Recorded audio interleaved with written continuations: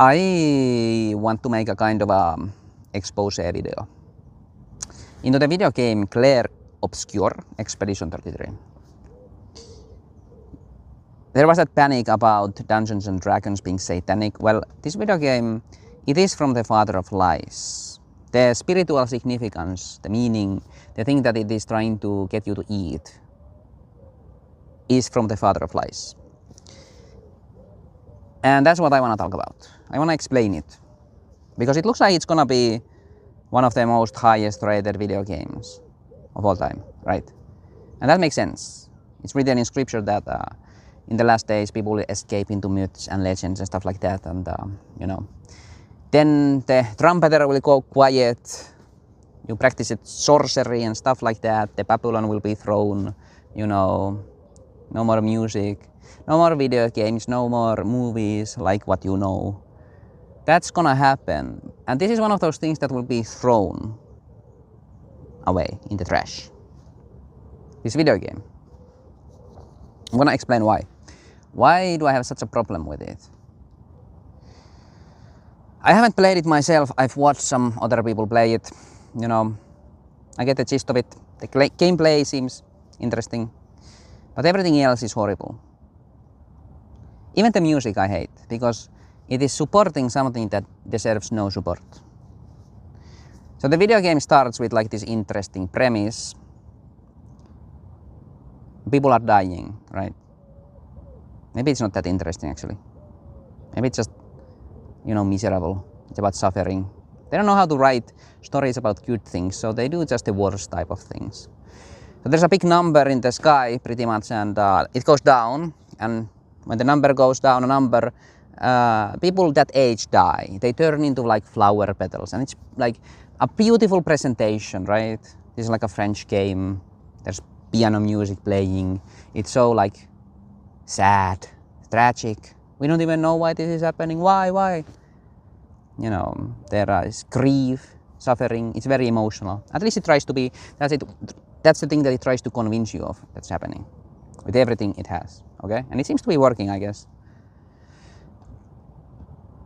And then the game progresses, yeah, and eventually, like the characters that you're playing, like a couple of those characters are real.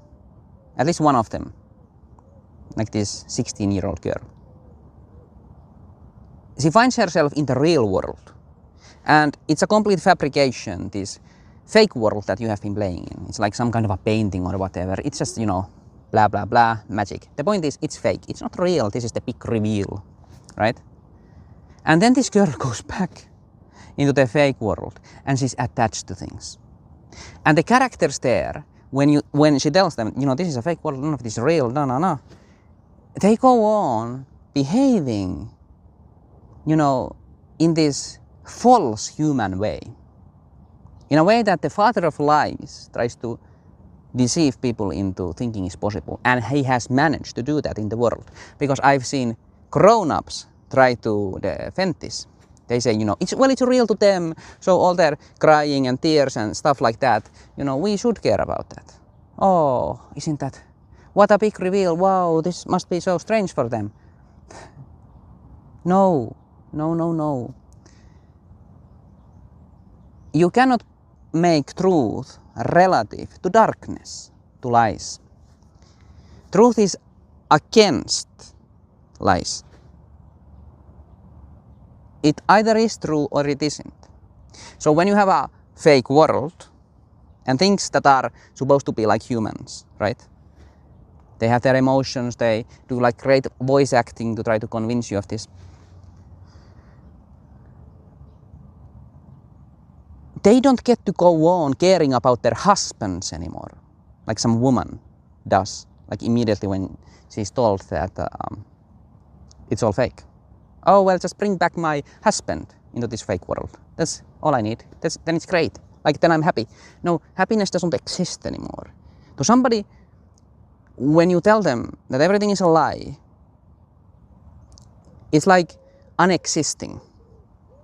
It's like a kind of unbeing, an unmaking. Like if you sit there and you take a deep breath like this, and it feels great, You feel the air go into your lungs, you're relaxing a little bit.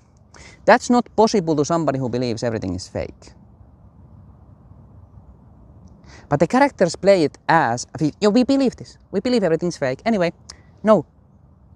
They would have to resort to delusion, denial, to continue functioning as humans. Otherwise, like logic, rationality, nothing exists. Emotions are false. Like they could cry like from the body, like flesh could cry, and they would look at the tear. Why is that coming out of me? It's this kind of like detachment that would happen. But this fancy video game with all its presentations still tries to make you care.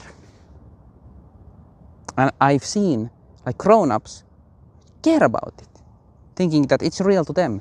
That's an error in your thinking. And this is the type of things that the father of lies, Satan, the enemy of God, who is truth, who is love, will use to lure you into a kind of escape from what is real. I know it might seem very dumb what I'm saying. I'm drawing this parallel between a video game story that doesn't make sense and what I believe will happen in the world. But it's not really that stupid because they're very much like each other. It is something that is truthless, it's confused, and it's not the way to live. We shouldn't be seeking stories. That's not the good news. The good news is that the world will be redeemed. The Father sent the Son into the world to save it. And that means it's gonna happen. The way it's gonna happen is that the people who were not looking for God, who did not stand for the truth, whose love was corrupted, who were liars, hypocrites, opportunists, wicked people, sinners, unrepentant, they will worship the enemy. And then it will be revealed to them that they worship the enemy. God, with his power, the first resurrection, will reveal it to this world. And that's how the world learns first what is wrong, what is evil, what is wicked. The thing that they loved is proven wrong. This is my faith. That's why I talk about these things. And it's not stupid. Remain alert always, until the Lord of Glory arrives with his angels. Believe in this or you have no life in you. It's like you weren't here. Your experiences were nothing. You are a disappointment yourself. Believe, believe, believe. It doesn't matter if you die in the process. It doesn't matter because life is greater than death. Do you believe that? Then what does it matter?